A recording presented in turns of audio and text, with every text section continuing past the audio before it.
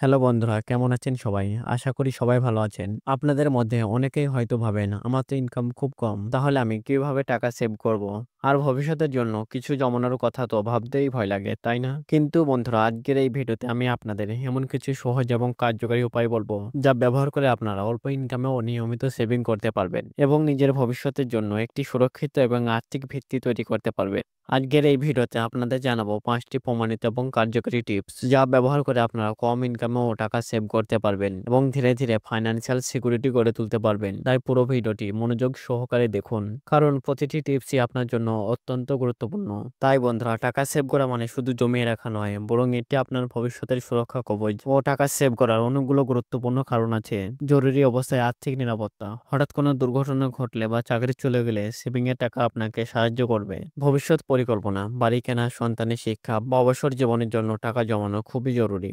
মানসিক শান্তি, আর্থিক নিরাপত্তা থাকলে মানসিক চাপ কমে এবং জীবন অনেক সহজ হয়ে যায়। ইনভেস্টমেন্টের সুযোগ, জমানো টাকা ইনভেস্ট করে আপনি বাড়তি আয় করতে পারেন। তাই বন্ধুরা, টাকা সেভ করা একটি অভ্যাস, যা আপনাকে আর্থিকভাবে শক্তিশালী করে তুলবে এবং ধনী হওয়ার পথে এগিয়ে নিয়ে যাবে। এখন আমরা আসি সেভ করার 5টি কার্যকরী উপায়ে।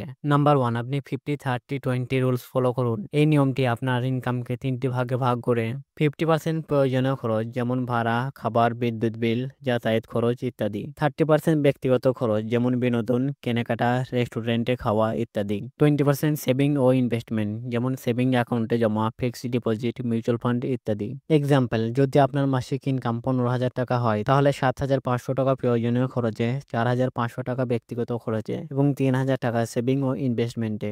ইনভেস্টমেন্টের জন্য পে ওর সেল ফার্স্ট মেথড ব্যবহার করুন। এই পদ্ধতির মানে হলো মাসের শুরুতেই ইনভেস্টমেন্টের জন্য আগে টাকা আলাদা করে রাখা। অনেকেই মাসের শেষে যা বাঁচে তা ইনভেস্ট করতে চায়, কিন্তু এতে প্রায় কিছুই টাকা জমানো হয় না।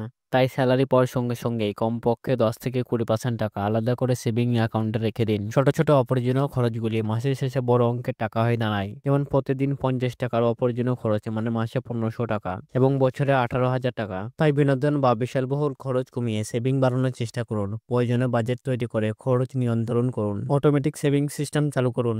আপনার ব্যাংক অ্যাকাউন্টে প্রতি মাসে একটি নির্দিষ্ট পরিমাণ টাকা অটোমেটিক ভাবে সেভিং অ্যাকাউন্টে ট্রান্সফার করার ব্যবস্থা করুন। এতে টাকা খরচ হওয়ার আগেই জমা হয়ে যাবে এবং সেভিং এর অভ্যাস গড়ে উঠবে। ছোট ছোট ইনভেস্টমেন্ট শুরু করুন। শুধু টাকা জমিয়ে রাখলে হবে না, সেটাকে বাড়াতে হবে। তাই ছোট ছোট ইনভেস্টমেন্ট শুরু করুন। ইন্ডেক্স ফান্ডে বা স্টকে একবারে কিছু টাকা জমা করে লং টার্মে ভালো রিটার্ন পাওয়া যায়। মিউচুয়াল ফান্ডে এসআইপি মানে সিস্টেমেটিক ইনভেস্টিং প্ল্যান, নিয়মিত অল্প অল্প করে ইনভেস্ট করে লং টার্মে ভালো রিটার্ন পাওয়া যায়। বন্ধুরা, টাকা সেভ করা হলো ধনী হওয়ার প্রথম ধাপ। অল্প ইনকাম হলেও আপনি যদি স্মার্টলি ইনভেস্ট করতে পারেন, তাহলে ভবিষ্যতে আর্থিক সমস্যা অনেকটাই কমে যাবে। আপনার যদি এই ভিডিওটি ভালো লেগে থাকে, তাহলে অবশ্যই লাইক দিয়ে কমেন্টে জানান আপনার সেভিং পরিকল্পনা কি এবং চ্যানেলটি সাবস্ক্রাইব করতে ভুলবেন না, কারণ আমরা নিয়মিত আপনাদের জন্য স্মার্ট মানি ম্যানেজমেন্ট ও ইনভেস্টমেন্ট টিপস নিয়ে আসবো। আবার দেখা হবে নতুন ভিডিওতে। ততক্ষণ পর্যন্ত স্মার্ট থাকুন, ইনভেস্ট করুন এবং ফিনান্সিয়ালি স্বাধীন হন।